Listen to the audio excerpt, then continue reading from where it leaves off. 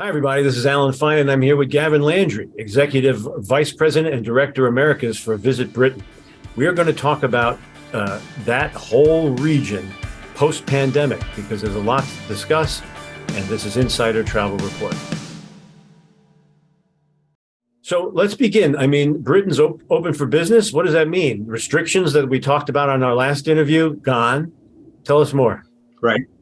Yeah, no, I mean, it's really good to be able to say that we are open. Britain is open for business. And it's all about recovery now, Alan. I mean, this is a really important part of our economy and ultimately the prosperity of Great Britain, just in terms of the numbers. And this may be gobsmacking because every time I think about it, it has that impact on me. You're looking at a business pre-pandemic that was 127 billion in total impact.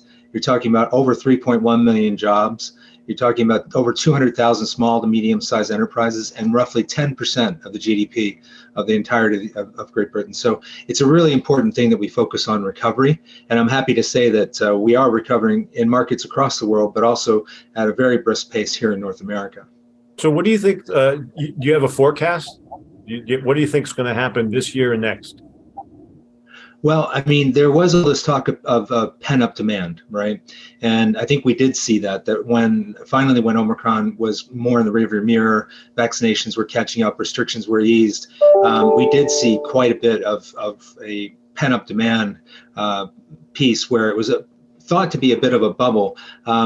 To be honest, we're sitting here in October, and we haven't seen any kind of a decline from at least from North America when it comes to demand. We're hearing from our suppliers, from our airline partners, from our tour operators that things are as brisk as they have been all year long. And we feel like the rest of this year, you know, based on data that we do receive from the likes of Forward Keys and others that track these things for us, that we're going to finish out the year quite strong. We're obviously focusing now on 2023, and when we talk later about some of the campaign activity, that's where we're really going to focus a lot of our time and money, frankly, when it comes to making sure that next year is a very successful year for us. Is this a good time to talk about connectivity and airlift? It is. I mean, interestingly, we initially were at the beginning of this year, we were still roughly 17 to 20% down in capacity. And in other words, that much metal was left on the ground flying into the UK. We are now almost at par levels. In fact, several new flights have been launched into the UK, including some by the likes of our great partner, British Airways, Aer Lingus, Delta, and United have all announced new flights coming in, as well as others. So we're very fortunate that our capacity is coming back. You know, certainly capacity into London is really an important part of the overall picture because we always view it as London plus, and we like people to experience their all they can from their London bit of their trip, but also, you know, take in other parts of Great Britain under what we would describe as see things differently. But in our coverage, we always talk about yes, go London first and then move out. But then there are other airports that travel advisors should be aware of that can skip that London connectivity and go right to the other parts of England. Do you want to mention any of those? Well, that's true. We do have several other airports with direct connectivity particularly from the U.S., including Gatwick, which is a very popular airport not far from Heathrow. Then, of course, there's Edinburgh, which has direct flights from different parts of the country. So we are very pleased about the ways that you can actually connect in through all the partners that I've mentioned already. And we still have some room to grow. I mean, there is opportunity on the horizon in terms of how we can drive recovery at our best pace in a time when everyone is trying to do the same thing. And so we have our competitors all over the globe, and even domestic competitors like California, Hawaii, Florida, who are looking for the same types of consumer that we are in our efforts forward. So we have to make sure that we do our very best in that globally and domestically competitive environment. So what have you got for visitors? What's in store for them?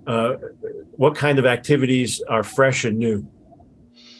Yeah, I mean, Alan, there's so much to talk about, but I will tell you that there's a real spotlight that we're putting on our cities. As you know, the cities were hit hardest by the absence of inbound visitors. So, along with our messages of welcome and reassurance, boosting customer confidence in visiting Britain, we're also talking about something that we call See Things Differently, which is aligning with the UK government's refreshed Great brand. As you know, the Great brand is one that has been in market for a number of years. So we're aligning with our good partners in the UK government with the Great brand, and the Great Calling campaign, which was launched in the US in March. Now, one of the stories that we're talking about is we're talking about renowned heritage. You think about our iconic city attractions, but doing it with a modern twist. Our buzzing contemporary culture and innovative food and drink scene. From rooftop afternoon tea in Liverpool to Edinburgh's Fringe Festival to sailing down a hot tub in the Thames. So there's lots to say about seeing things differently when you travel Great Britain. And even if you're coming to some of these iconic cities like Liverpool, Manchester, Edinburgh, and Cardiff, London, it's all there for you to experience. Well, I really think that the travel advisor should key in on the phrase sailing in a hot tub down the Thames. So because that really, to me, says it all, that it's a whole new, it's not a stuffy look at the country. It's a very vibrant, young, new, refreshed look. That's right. Yeah. And I think that's all part of See Things Differently. So we want people to really think about Great Britain for all of its icons, of course, and all the traditions and the great sense of humor and the film scene and everything else that is evoked when you think of Great Britain. But at the same time, you can look at it and do it differently. So that hot tub down the Thames, which I think is something between 6 and 8 guests can do it at the same time. So you can imagine that you could have a bunch of friends and you just, do the Thames with a glass of champagne and a hot tub. That's kind of Instagrammable, in my opinion, and something that will give you a few bragging rights when you get back home. Absolutely. So what's the breakdown? International visitors are important to you. So I assume the U.S. is a huge part of that. What else? Well, I mean, international visitation is a big part of the overall tourism economy. I think prior to the pandemic, we were in the neighborhood of 30 million inbound visits to the UK from all markets. The US at that point represented 4.5 million of those visits. Canada, another 800,000. Our South America offices drove another few 100,000. So, we're really an important part of the world for Great Britain when it comes to the inbound market and the inbound recovery. And what we do know is that our particularly our American, Canadian travelers are very keen to disperse across the country. So they're keen to potentially rent a car or just take the train to different places in the UK. As you know, I mean, getting around the UK, you can be from London to Edinburgh on a train in about 4.5 hours. You could be from London to wine country in about 2 hours on a train. You could drive from London to Bristol, which is the western part of England, or over to Cardiff in about 2 hours. So when you talk about scale and you think about, sort of in America, if you were going from one big city to another big city, the flight times, the drive times will be much different. But in terms of the UK, while it is great, it's Great Britain, it's really kind of a compact destination. You can take in an awful lot within one travel experience. And the travelers, you do a lot of research, and the travelers that are visiting, their sentiment is high. They're loving what they're seeing and what they're doing, correct? That is correct. Yes. I mean, we have really tried to emphasize, the way that we work with influencers and working with our social channels, both on a paid and an owned basis. And, folks will definitely talk about these experiences that come and somewhat unexpected in some cases, because, there are still lingering perceptions. I mean, I always, before I joined, I always heard about, bangers and mash and fish and chips. My gosh, Alan, I think we have over 112 Michelin star restaurants in the whole of the UK. That's more per capita than anywhere in the world. So if you're into food, if you're a foodie, if you're into wine, we've got our wine country. If you're into gin and scotch, there are all kinds of tasting experiences throughout the country. It's really a great time to be there. Well, that's more of that the new fresh look at the country, because it's foodie and it's sophisticated and it's not stuffy. That's the key here. That's right. And every trip, I always make sure that I take in something both iconic and something unexpected. One of the things that I love when I travel, and I think your travel advisors may appreciate this, some of the best Indian food and curries are found in the whole of the UK. I was just in Birmingham for the Commonwealth Games, and there's literally a curry row where you can go and experience these tremendous curries from all over, different parts of Asia, particularly, parts of India, where you wouldn't necessarily have tasted that same type of an approach to a curry. Just delicious. And so, these are the things that, in New York, occasionally you can get a good curry, but I got to tell you, if you want a good curry, the UK is where you want to go. Travel advisors are looking to book their clients sometimes to coincide with events. What's coming up? What's big? Yeah, no, look, there's always something big happening in Great Britain, isn't there, Alan? And of course, we love to think about the way that we promote Global Britain as a driving force for international tourism, trade, and investment, and potentially as the world's meeting place, because we have a big offer when it comes to meetings and conventions. We have something that we call our experience seekers, who are our target market. And those are people that want to have all kinds of vast and disparate experiences when they travel. So coming into next year, you think about some of the big opportunities. We have lots of LGBTQ plus events happening that are significant, whether it's in Brighton or Manchester, Birmingham, Bristol, that sort of thing, all over actually the UK. We've got lots of other things that people can think about when it comes to their desire to travel, and that is this whole idea of sort of sustainable and slow travel and wellness travel.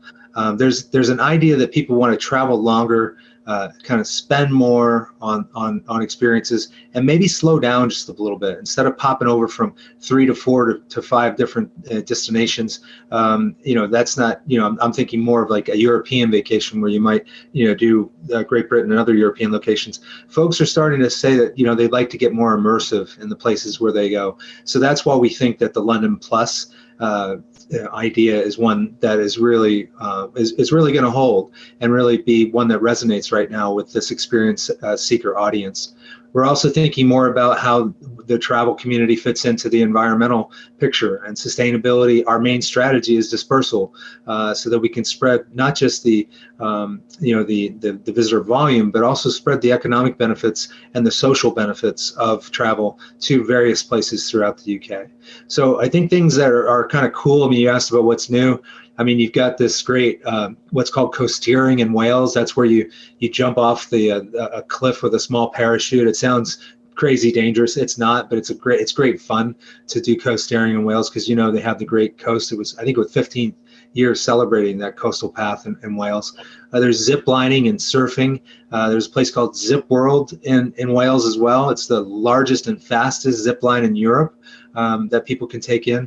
You've got a place called the Skywalk that's brand new at Tottenham Stadium. So the Tottenham Hotspurs, the soccer team, the football team as they call it, as the Brits call it, there's a new Skywalk there where you can actually go up and you're walking around the top of the stadium, which I imagine would be quite thrilling. I haven't actually done it myself. And then, of course, I know in a moment we wanted to talk a little bit of some of the things that are influencing folks on the film and TV front. Yes, let's go over film and television, because I know it's almost a constant reminder that we need to go back and see where all these great shows came from. Right.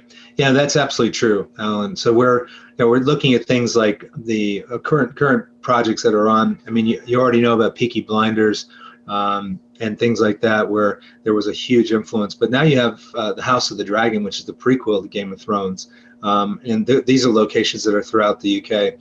The Crown season 5. People are still very, very much interested in all things The Crown and the royals, obviously, and so that's a big part of our film and TV puzzle. And there's more Downton Abbey.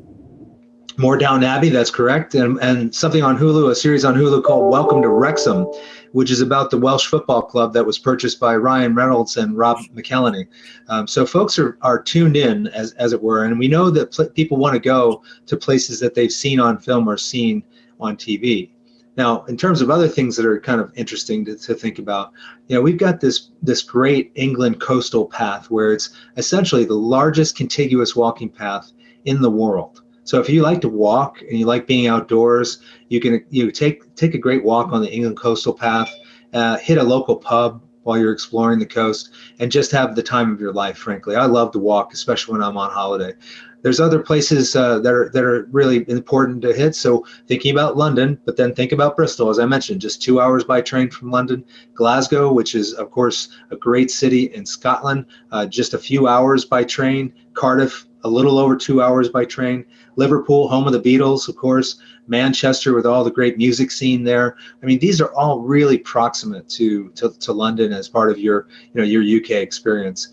And then just finally, in terms of things that are happening sort of new, I think it's important to note that there is a really big luxury boom in London with the likes of the debut of the St. Regis London, the Peninsula London, the Park Hyatt London River Thames, Waldorf Astoria, which is opening in the converted Admiralty Arch in Raffles. It's a really, really wonderful time to experience the reblossoming, the reopening of the entirety of the UK and the luxury experience that you can find in London, which I know many of your travel advisors are looking for ways to suggest that type of an experience for their clients.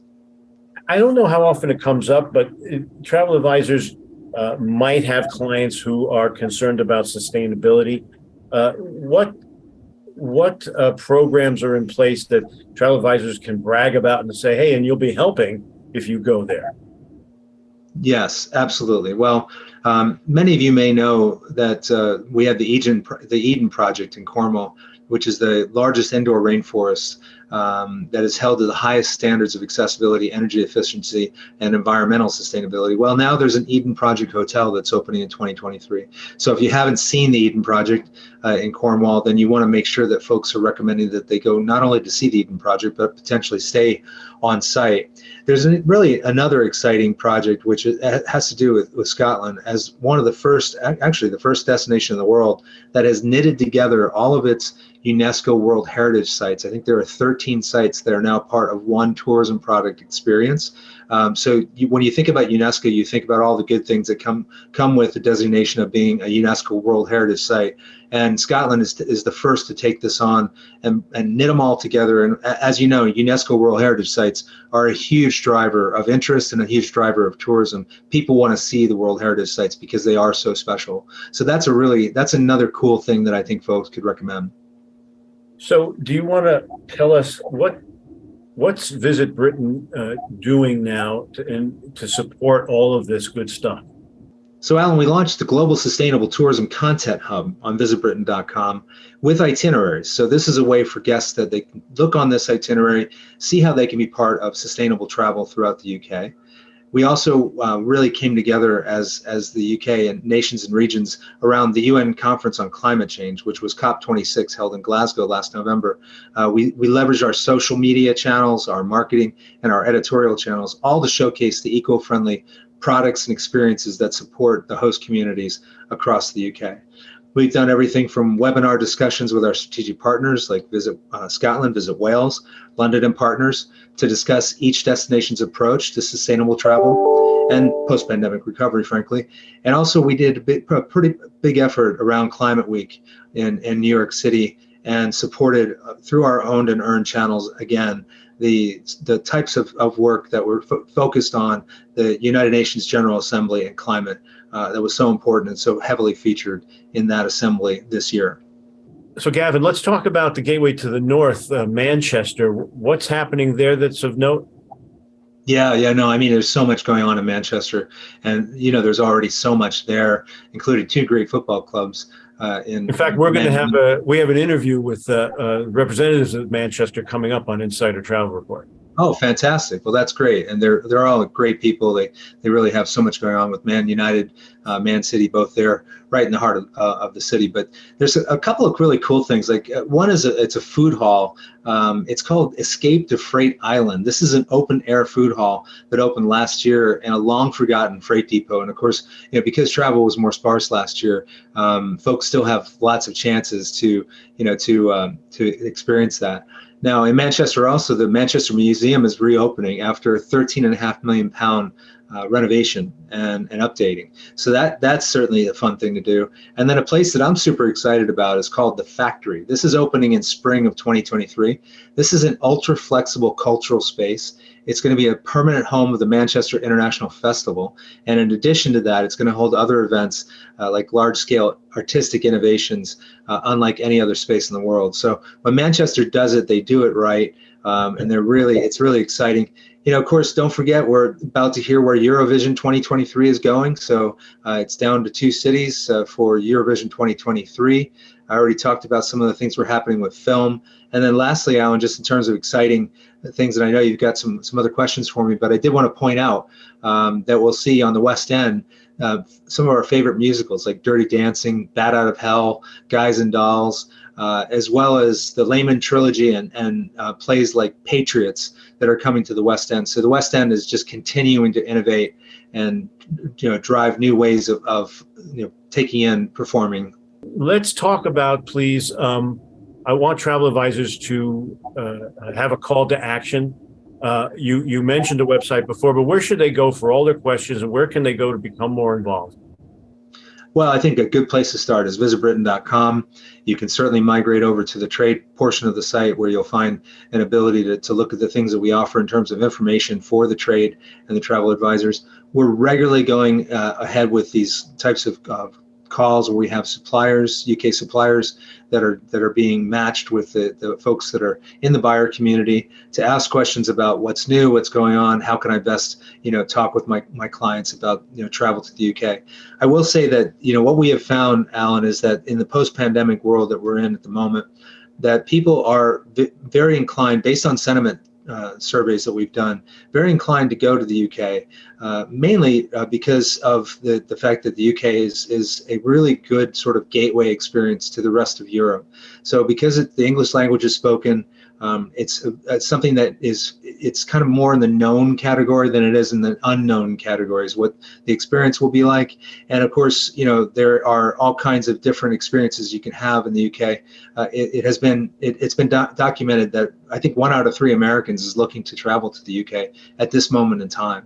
So that's a pretty high percentage for travel advisors to consider when they're talking to people, when they say, gosh, where should I go? Where should I take my holiday? Maybe the first answer, well, of course, I think the first answer should be go to the United Kingdom.